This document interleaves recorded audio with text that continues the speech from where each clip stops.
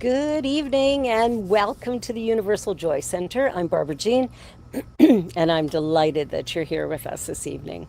Let us begin in consciousness the way we begin all things. There is a power and presence in the universe that's infinite, creative, everywhere present, all powerful and all knowing. It is with this in mind that I recognize that it must be here where I am, where you are. With that understanding, I accept and know that I am powerful, creative, that I am divinely guided and blessed in all things at all times, and this is a remarkable journey. The journey of life and living is all about awakening to the most divine sense of self, allowing each and every one of us to absolutely get excited about who we are. So, with grace and gratitude, knowing that all is well in the world, I release these ideas into the law of mind. It is done, all is well, and together we say, and so it is. And our land acknowledgement, we are honored to be meeting on this land that many Indigenous First Nations, Inuit, Métis people from across Turtle Island have called home. We acknowledge and thank the original caretakers and knowledge keepers of this territory. And we also give thanks to all Indigenous peoples, recorded and unrecorded, who have shared responsibility for this land. We therefore strive to be allies and take an active part in reconciliation. Recognizing our oneness and acknowledging our reality, both past and present, we commit to moving forward in a spirit of mutual cooperation. We are one. Well, I am so excited. Our monthly theme is radical self-love and liberation. And tonight's talk, Unapologetically You.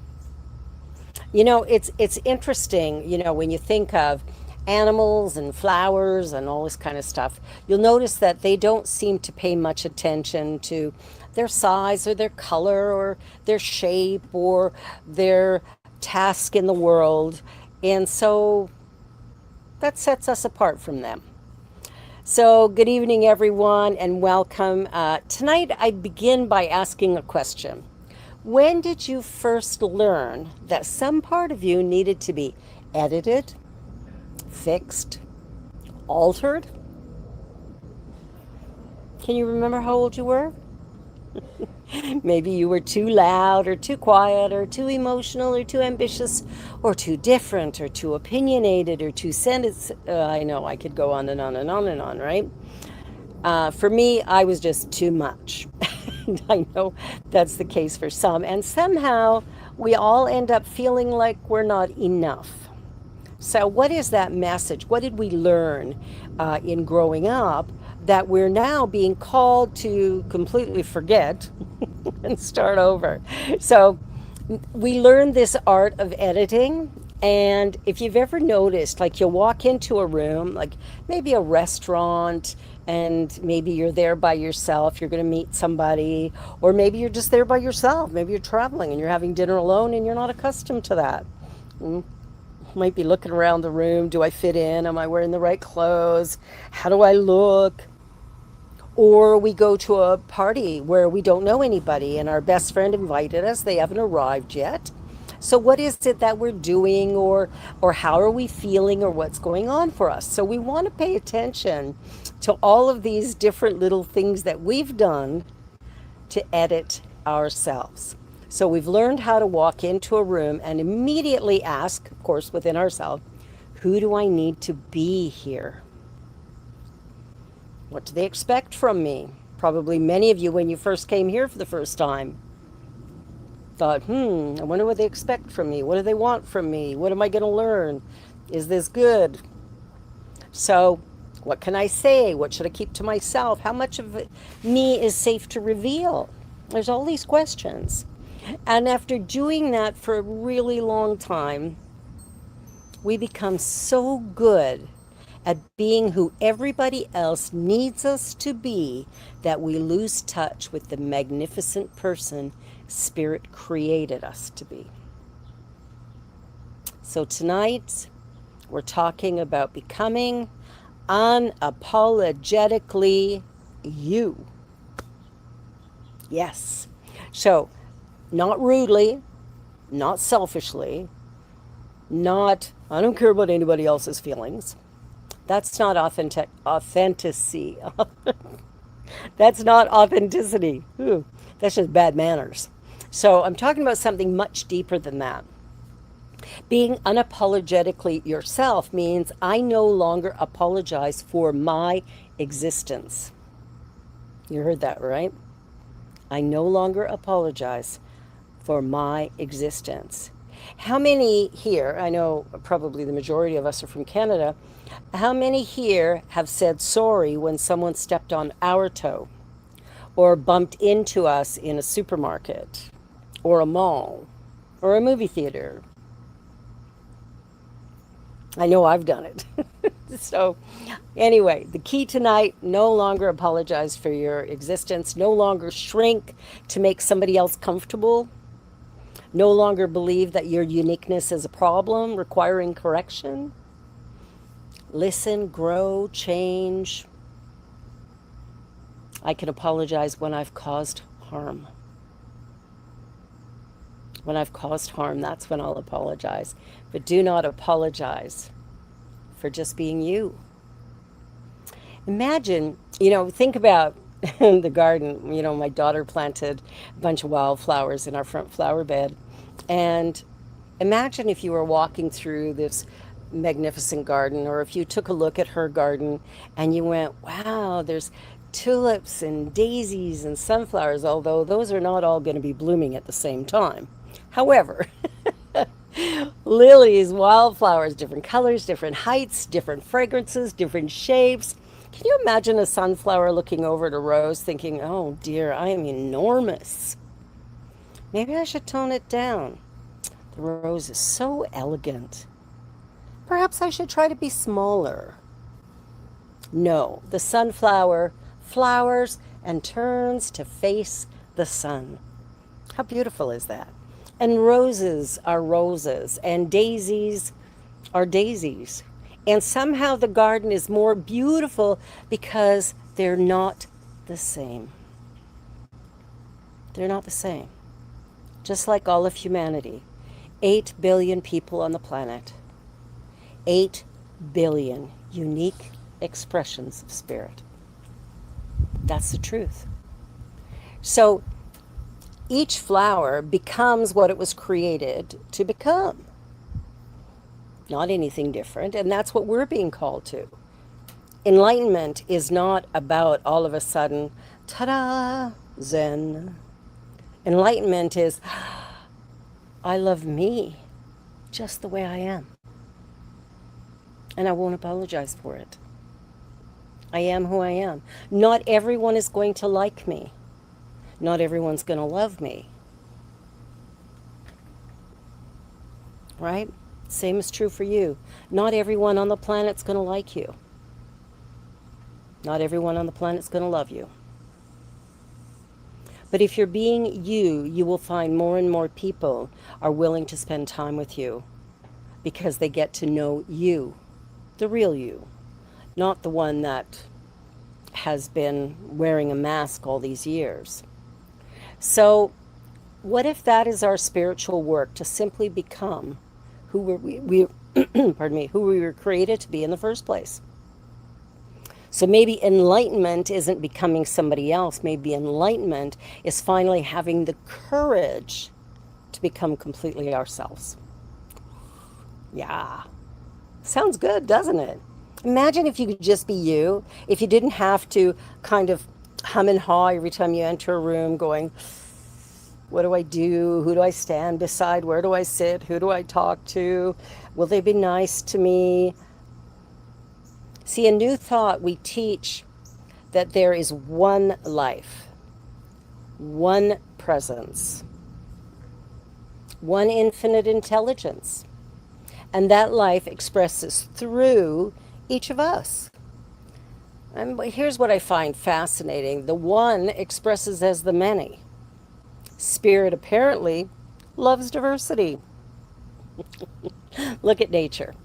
No two fingerprints are alike, no two snowflakes are alike, and no two people have precisely the same combinations of experiences, gifts, ideas, humor, wisdom, creativity, and perspective. We're all unique. There is only one you, there's only one me, and I don't believe that's an accident. Your uniqueness is something separating you from the divine. It's giving you that unique expression of sharing those gifts and talents with the world. And joy means just one you. Just like my show, The Joy Show. Every Friday, 3 p.m. Eastern. Don't miss it. And then there really is just one you. Like in the moment that you fall in love with you and start liking who you are and really looking at your gifts and talents. I don't know how many people I have seen who are particularly talented in one genre, and then they go, oh, well, that's not important because that's so easy. I'm going to go over here and do this hard thing. You know where that was learned? In school. That's where it was learned, in school. If you excel in a subject, that's awesome. Then what they're going to want to do is get you to spend more time on the subjects that you do not excel in. So my daughter, for example, is a musician. She got through high school, my youngest daughter, she got through high school with honors, which is fantastic. When she was in grade 7 or 8, because she had the same teacher both years for math, and it was a constant battle getting her to do her math homework. Her marks they were a passing mark, but barely, and she hated the teacher. I think the teacher hated her. And we went in and had a meeting together, and the principal looks at Genevieve and says, okay, what you really need to do is give up some of these extracurriculars like singing and focus on your math so you can get your math mark up. And I turned and I looked at her and I said, Genevieve, you must pass math. Period. Full stop. The principal was not very happy with me, but my place of advocacy was with my daughter. She's a musician. She's talented. She does not need to figure out, all these different mathematical equations to be enough in the world. But she was feeling really bad about herself that she couldn't figure this out. She couldn't learn it. The interesting thing is in grade 9, she had a new teacher, and we went to parent-teacher interviews. The first thing he said was, she has such a mathematical mind.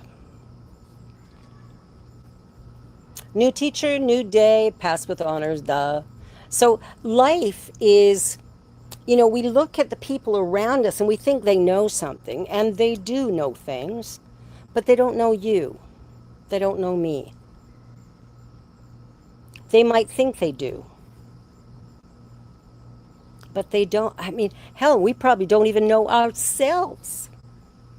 So this journey that we're on is really about remembering the person that came into this life, the person who brought these unique skills and talents, and to share them with the world. The very best thing we can do is give our gift into the world.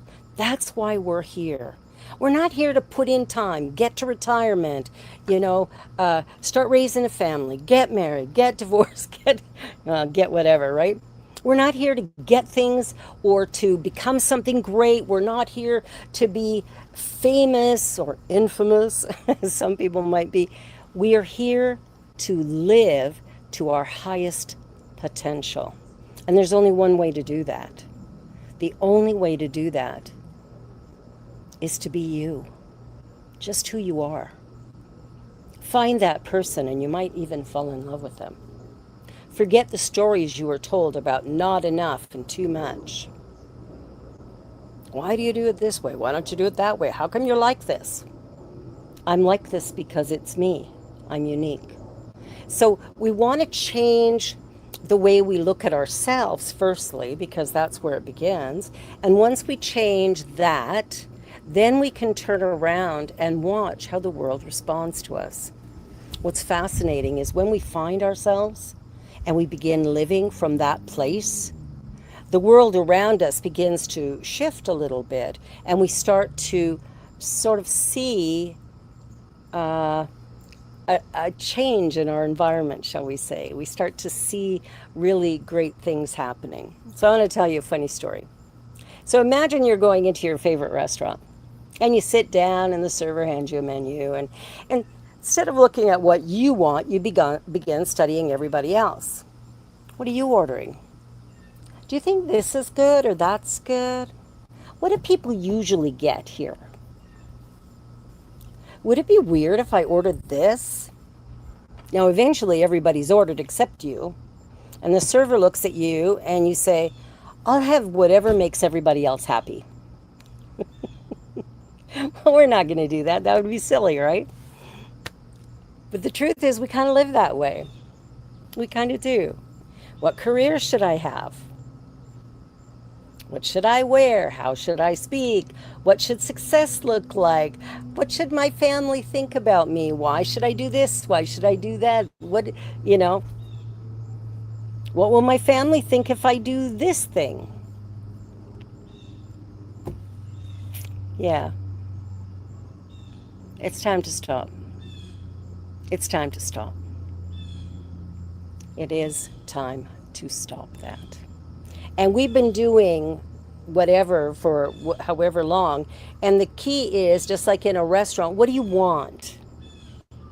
Go ahead and order the same thing as your friend, or ask what the specials are and order that. Do whatever you want. But make a decision, and that's what we need to do about our lives. We've each come here with unique gifts and talents, and we're here to live, and to live as fully and completely as we possibly can. And we can't do that if we are striving to be like somebody else.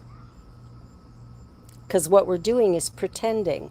Radical self-love connects us. It connects us to our own beingness, and in so doing, frees us from the stories we tell, the misperceptions we hold. We turn around and we become something more. And it's a really nice feeling. It feels really good to just be you, just be me. Yeah. There's nothing else that we have to do, right? We just show up, and like I say, some people like us, some people don't. But what's interesting is, what do you want? Now, that's a question I ask people a lot. People come to me for spiritual mind treatment work, and the first question I ask is, what do you want?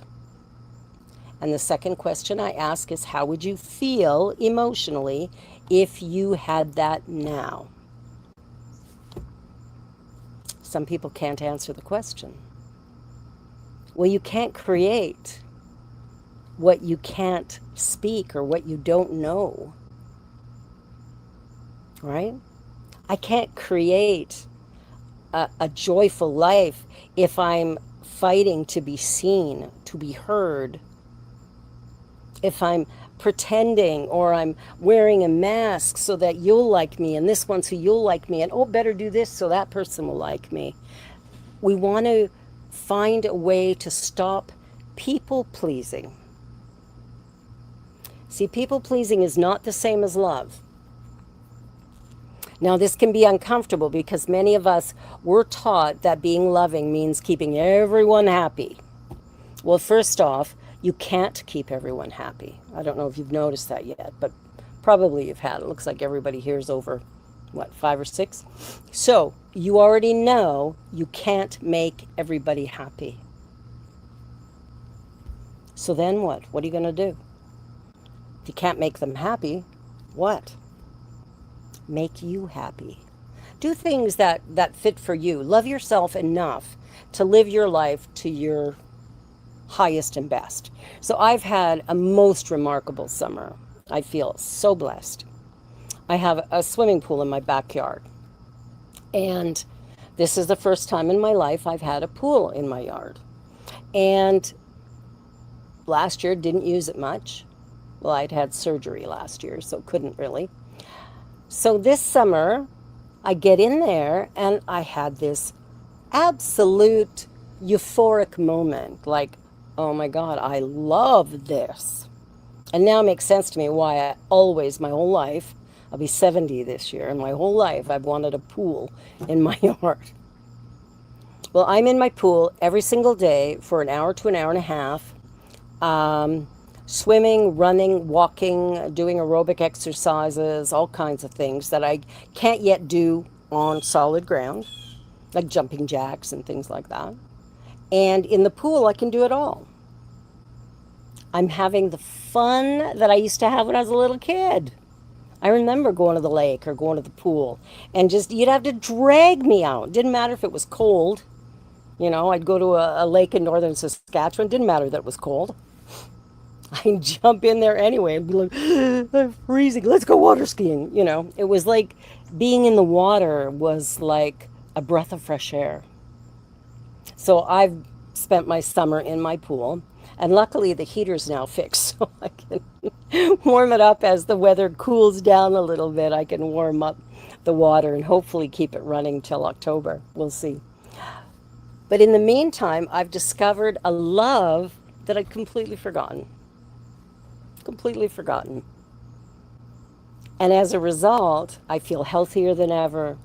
I feel so connected, body, mind, and soul. So there's something that happens when we do things that we love, things that bring us joy. And that's what we're looking for. So when we're talking about really not people pleasing, but we're still being loving, what loving means is, number one, I'm looking after me. I'm doing what's in my highest and best good, day by day, moment by moment. At the same time, I am loving the people around me. And what that means, it doesn't mean we're always going to agree on everything, but what does mean is I will respect you, I will listen to you, I will accept you where you are, and if I forget any of those things, I will come back and apologize for that. Yeah. So love sometimes says yes and sometimes says no, sometimes stays, sometimes leaves, sometimes helps, sometimes allows someone else to figure it out for themselves. That's a loving thing to do. So when I say to someone, I understand that you would prefer something different from me, and I'm still going to honor what I know is right for my life and maybe even for yours, so I'm going to let you work this out. That's not rejection. That's self-respect. And here's something worth remembering. Disappointing someone's expectations of you does not necessarily mean you've done something wrong. You heard that, right? I'm going to put that in the chat. Disappointing someone's expectations of you does not necessarily mean you have done something wrong. Sometimes their disappointment simply means you've stopped playing the role they assigned you. What role did they assign you? And truthfully speaking, did they even have that right? It's in the chat if you want to take a look at it. So when you're taking a look at your life and you're deciding what you want to do and where you want to go and the things that you would really like to experience in life, I invite you to look in the mirror and say to yourself, I love you. I really love you just as you are. And then take a breath and smile at yourself and walk away. And remember that feeling all day long. The journey that we're on is really about, finding our true self, remembering who we are, giving up on comparisons, because frankly, I can't compare myself to you, and you surely can't compare yourself to me. Well, you can, but what would be the point? I'm going to fall short or I'm going to be better than. I don't want to be either of those things, because the truth is there is no less than or better than. There is only humanity expressing divine creation. So it's all divine, it's all perfect.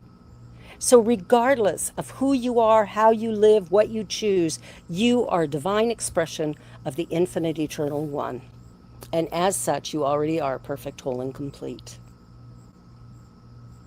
And that's a fact. And so I say. All right. So I just want to get a little bit of participation from you for a second. I want you to think of one quality about yourself that perhaps you spent too much time apologizing for. Maybe you're really enthusiastic or sensitive, strong, quiet, creative. Just think about that for a second. What's one quality you've spent time apologizing for? You don't have to share it out loud. And just silently say to yourself now, once you've got that, what you've been apologizing for, and just say, this belongs. Say it again. This belongs. This belongs. And I belong. I belong. Tremendous liberation in those words. Tremendous liberation in those words. I invite you to take them to heart, to own them for yourself, and to just celebrate who you truly are. Thank you. Well, Kathy's not with us this week, so I'll be doing our offering, and I wonder if I even have it in my notes. I do. How great is that? All right. So now we're going to move into another expression of being together, and it's our giving. And the offering is not about proving our goodness or earning the favor of spirit. We know we don't do that this way. We give because we recognize that we live in a universe of circulation. And life gives to us, life moves through us, and we allow that good to keep moving. So we support the Universal Joy Center. We're saying, I believe there should be places where people are reminded that they belong, that we're glad they're here, and that they are loved. So I invite you, as you consider giving a financial gift to this center, I want you to give it from gratitude, not from expectation, because we have done. Just from gratitude, knowing that whatever you give is returned to you, multiplied and overflowing. So let us affirm together our affirmation. Divine abundance flows through me freely and joyfully. I give from love. I receive with gratitude. And I trust the infinite circulation of good. And so it is. All righty. Well, you know, there's a number of different ways you can give to the Universal Joy Center. You can go to our website and hit, that's ujoyc.com. And is that it? ujoyc.com? Drawing a blank here. I think it's ujoyc.ca. It is. Jonathan's putting it in for me. Or you can go on and do an e-transfer to admin@ujoyc.ca. And you can also write a check, if you still do that, and mail it or drop it off at 28 Sir Raymond Drive. Putting it in the chat here.